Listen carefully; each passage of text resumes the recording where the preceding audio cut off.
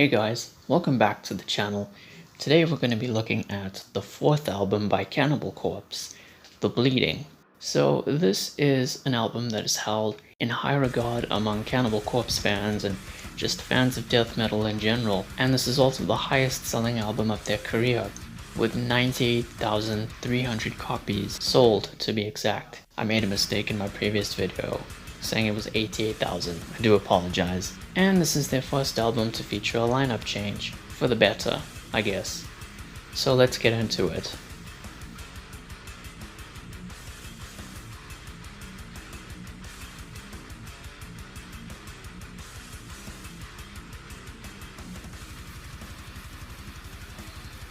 So firstly, the album cover, I had to censor this one as well. It's pretty awesome. The censored version is also pretty interesting, and this is the version for the re-release in 2016, which came with the band's cover of The Exorcist, a song by Possessed, as a bonus track. The album also saw somewhat of a change in terms of musical direction. It was a bit more groovy compared to the first three albums. This was largely Chris Barnes' idea, which in itself laid the groundwork for his current band 6 Feet Under. Unfortunately, this is also why he left the band. Speaking of which, despite this being the last album with Chris Barnes, this is also the first album with guitarist Rob Barrett.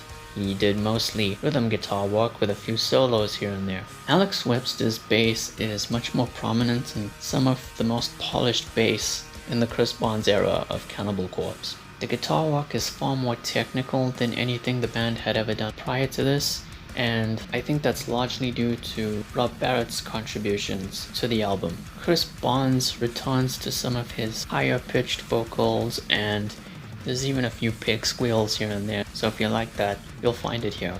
There's also a lot of really cool and experimental tempo changes throughout this album, and the album in general has a lot more variety to it than the first three albums. The band did a great job at covering The Exorcist by Possessed, and the album as a whole is perfectly paced.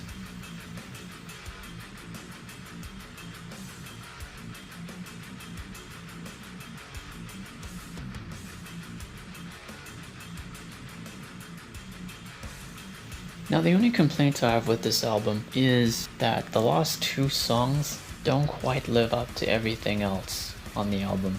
They're still cool, but just not as cool. My favorite track would probably be She Was Asking For It, and my least favorite is probably the last one, An Experiment in Homicide.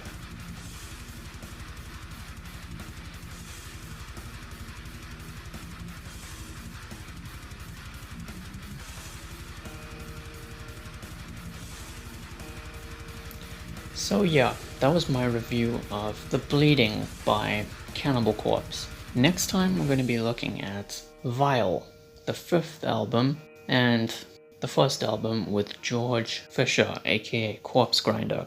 So thank you all for watching. Please be sure to like the video, share it, and subscribe, and hit the notification icon. Be safe during this time, and I'll see you soon.